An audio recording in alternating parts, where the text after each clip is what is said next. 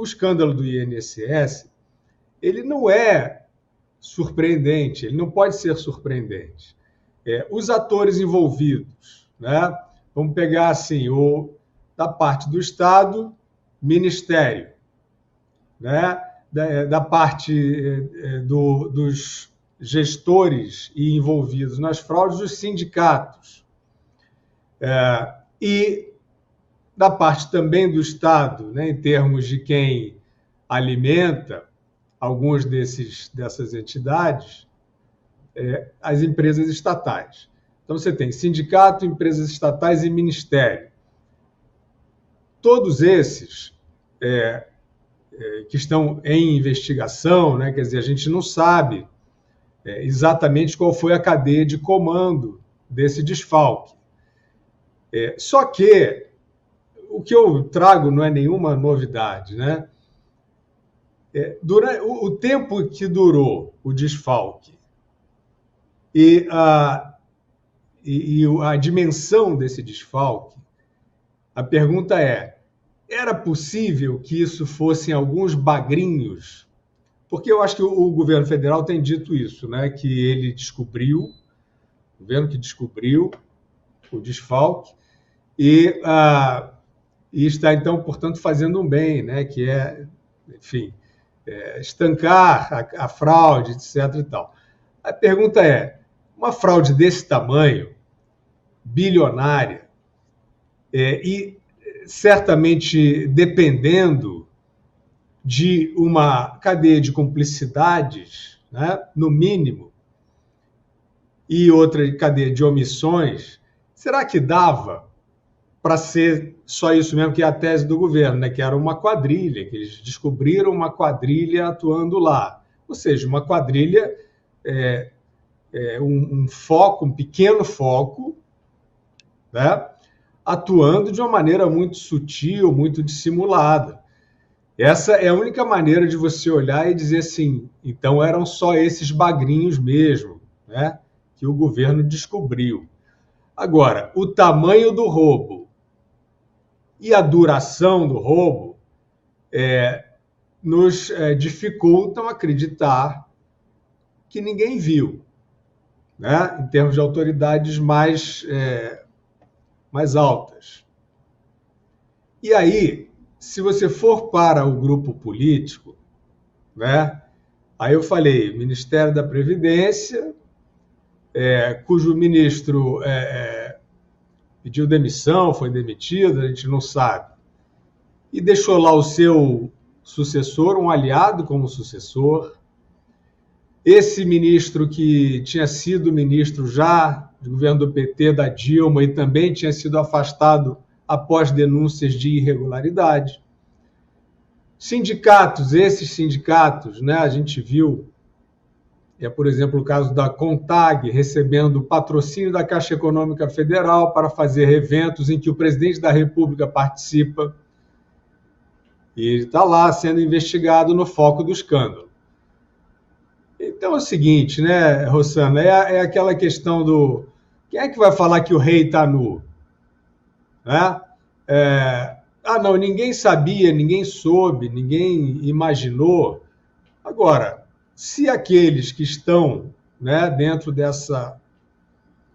desse grupo aí, né, realmente muito distraídos e não perceberam o modus operandi, aí a gente amplifica a pergunta, como eu sempre faço, para o restante da sociedade, essa parte influente, essa elite influente da sociedade, que resolveu apoiar esse grupo político, dizendo que isso era a saída democrática. Não foi isso que nós vimos? Então, a minha pergunta final, eu deixo aí para voltar o giro com os colegas, é a seguinte, quando é que vão virar abóbora? Né? Esses que disseram, porque assim, no Oscar a gente já sabe como é. No Oscar a história está contadinha lá. Eles pegaram um drama da ditadura militar de 1964, contaram uma história no filme, de forma legítima, só que na campanha desse filme, o diretor do filme rodou o mundo dizendo que o governo atual do Brasil é que espantou a ditadura, né? Que aquilo é uma situação, né, de exceção, de opressão por parte do Estado, que o Brasil tinha até antes do Lula entrar. O Walter Salles Júnior diz isso para o mundo todo. E eu não vi assim, né, a imprensa chegar e dizer assim: opa, peraí, você está dizendo que não conseguiria lançar esse filme, né, que não era possível exercer a arte, a criatividade, né, lançar produtos culturais no governo anterior, mas aí você tem que demonstrar. O pessoal até outro dia não estava tão excitado com esse negócio de checagem, não é isso? Que, como a gente sabe, já foi até admitido pelo Mark Zuckerberg, que é o maior player, né, desse universo das plataformas, já foi admitido que esse modus operandi da checagem era usado para censura.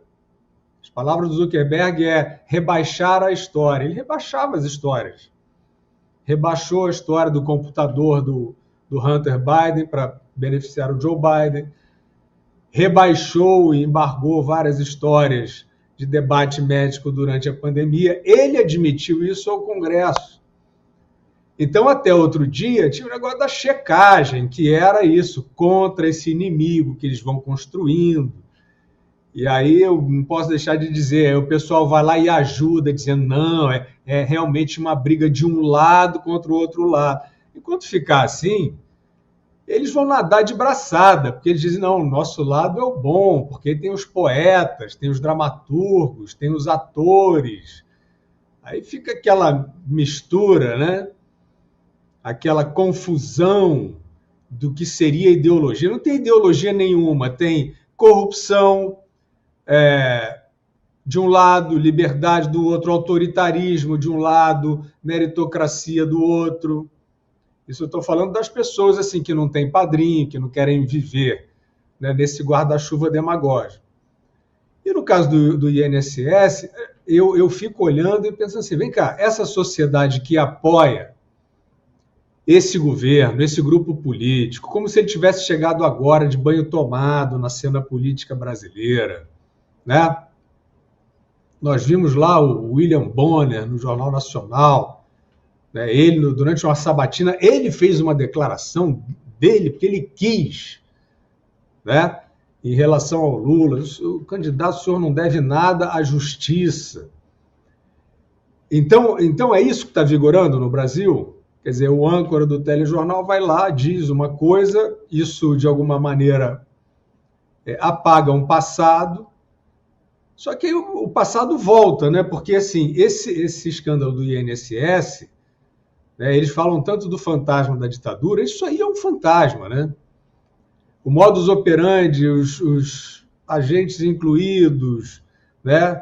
Aquele sindicalismo degenerado, que apareceu em outros escândalos, também sob governo do PT, né?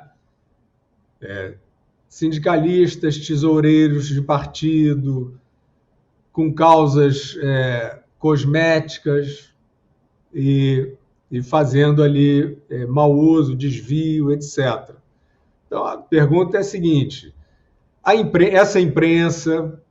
A imprensa está meio na dúvida, né? Às vezes ela parece ameaçar, vem um editorial dizendo assim, não, de fato este governo está gastando demais.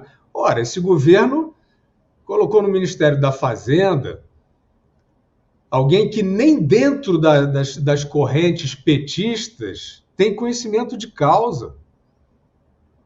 Não é nenhum daqueles integrantes ali daqueles que estudam economia.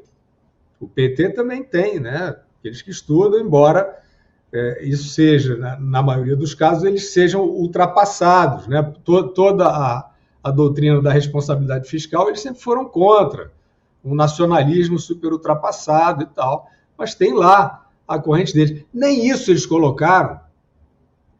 Eles colocaram no Ministério da Fazenda alguém que nem dentro do PT e das alianças do PT é considerado como uma autoridade econômica. E tá aí esse negócio, essas trapalhadas, esses tropeços e tal. Eu olho em volta e vejo assim, onde é que está o momento em que os que influem, né, a elite pensante, falante, né, imprensa, meio acadêmico, né, esses empresários e financistas muito influentes, os juristas, né, vai ficar todo mundo olhando para isso, para o escândalo do INSS, e dizendo assim, pô, o que será que aconteceu? Ora, mas eles não veem, né, uma repetição de uma determinada prática.